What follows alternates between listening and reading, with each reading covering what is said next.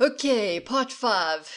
We're in hospital 3. There's so much chaos happening. No one knows what's going on, and now there's concerns that my medical aid will not be paying. Turns out this ICU in this hospital costs 47,000 Rand a night. That's about $4,500 a night. My dad thinks about, if the medical aid doesn't accept, how long would he be able to keep me in that ICU? He works out that if he takes out all the money set aside for his company for taxes and salaries and everything, he'd be able to keep me in there for a week. He would then look at selling the company, house, car, anything and everything just to be able to keep me in there for a couple of weeks. He would be financially ruined, but will do anything to keep me alive. Now, Dr. S referred me to Dr. D, but what was unknown to Dr. S was that Dr. D was on leave and he had a locum filling in for him. My parents met that locum and my mom asks if he's the gastroenterologist. He replies, well, he's a gastroenterologist. He doesn't know if he's the gastroenterologist. Very witty guy. But then he sees me and he sees my case and he's livid. He's angry as to why I've only been sent through now. Why have Hospital 1 waited so long to send me, and why on a Friday? And now I've complicated so badly, he must sit and sort this mess. My parents have had a terrible night and now they are dealing with an angry doctor. My dad just walks out the hospital. Turns out my dad was actually headed to the car to get his weapon. His thinking, if a sick person can't get you to treat them, then maybe this would get you to treat them. I won't shoot, I'll just get you to do your job, then I'll be arrested later. And that's fine. I'm willing to go to jail for this. Luckily, he forgot my mom had the car keys in her bag.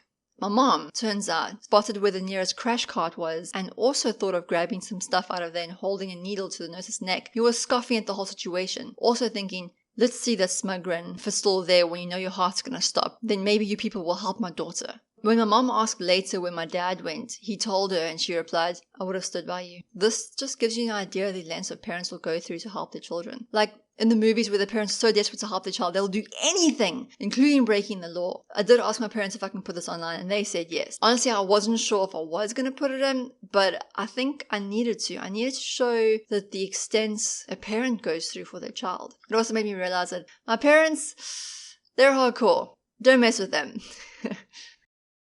My mom loses it listening to the doctor go on about why I've been left so late. Why Hospital 1 waited so long. She shouts, angry, crying. They did not move her. We insisted to have her moved. She is dying. Are you going to help or what? He sees her and his face changes. Him realizing what they're going through. He stops his rage and apologizes, saying this isn't the first time Hospital 1 has done this to them. They've sent patients so late and so badly complicated that there's almost nothing they can do. And then also no doctor wants to take the patient on. He says his conscience won't let him leave and he will do everything he can to help. So now there's an official handoff from paramedic to staff. The paramedics list the details, including that I'm experiencing discomfort from the nasal gastric tube. Speaking is hard. Nurses give me a sympathetic smile and I'm wheeled away from my parents and then disappear from my sight. I'm assuming they're doing paperwork and meeting the new doctor while I'm moved into a temporary spot in surgical ICU, where I get bloods taken again and I get settled into my cube. Yes, a cube. The walls didn't go all the way up to the ceiling, but it allowed you to be separated from the other patients, like office cubicles but a bit larger. I remember watching a young girl get wheeled in after surgery. She was rambling and something, but it was from the anesthetic. This doctor spends the whole day with me. I am his only patient. It turns out that this guy doesn't have his own practice because he's actually a professor and studies and researches rare gastric diseases, including giving talks around the world.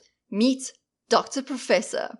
How great is God? My parents prayed specifically for the right doctor to be sent on our path, and not only do we get a doctor with no other patients, but a doctor that specializes in rare gastric diseases. If we had not had the chaos of that weekend and I'd been transferred on the Monday like originally planned and the process hadn't started on the Friday night, Dr. Professor would not have been there anymore. Dr. D would have been there on Monday morning and no longer Dr. Professor. So even though the weekend was terrible and we didn't understand in the moment what God was actually doing, we realized later he was actually answering prayer. Dr. Professor also reminds me of House, just not addicted to drugs and no limp, but crazy intelligent and so much sass. He looks at everything like a puzzle. He even said, I like puzzle, and she, which is pointing at me, is a puzzle. He redid everything, retesting, inserted a new IV line that had not been changed at all since Hospital 1, removed the nasal gastric tube, the catheter, and the CVP line that had been there for 19 days now, and stopped all medication. Everything, and started running new tests. Basic tests just to get a new new baseline. Dr. Professor chats again to my parents. Now that he's got to examine me a bit more, he's starting to get the results back and he's getting a better picture of what's going on. He asked for permission to use me as a case study and to share my case with his colleagues scattered around the world just to get their opinions. That my case is so rare that having other input would help in treating and moving forward in the safest way they know how. My parents wholeheartedly agree.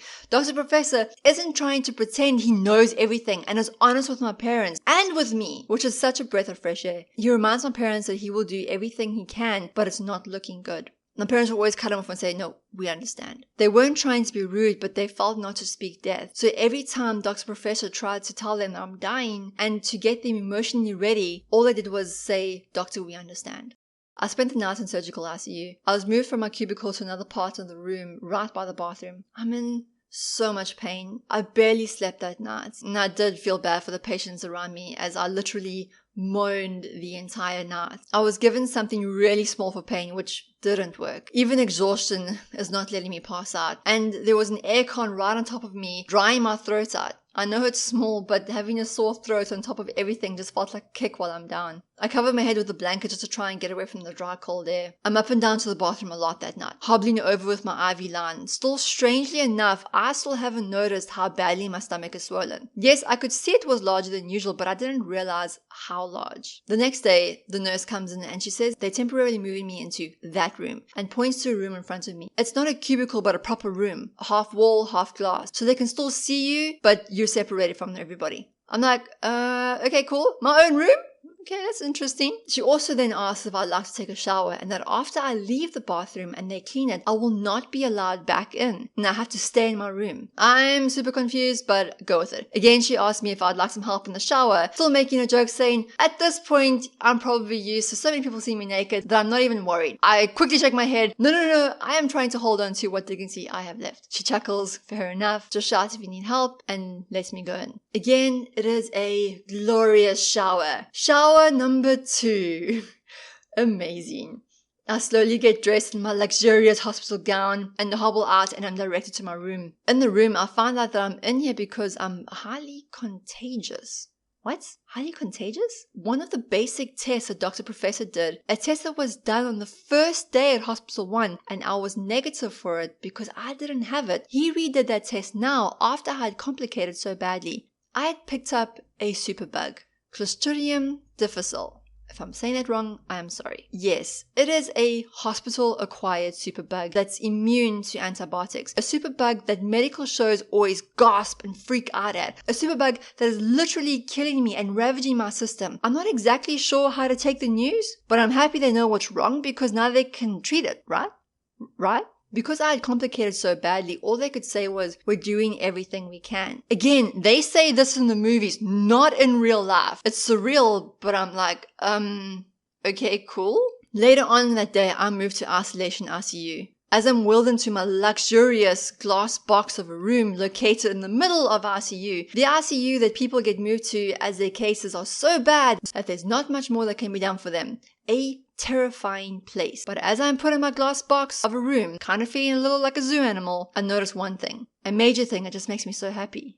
I have a window! It doesn't open, but it's a freaking window. I can see the outside. The humans that roam around and do their normal life. The sky, well, at the moment was overcast, but sky was still sky. The only problem is that it's to the side of my bed. So I'd have to keep looking to my right, and I'm like, how can this be fixed? Because I know I'm going to be staring out of this window, and I don't need a stiff neck on top of everything. The staff are so nice.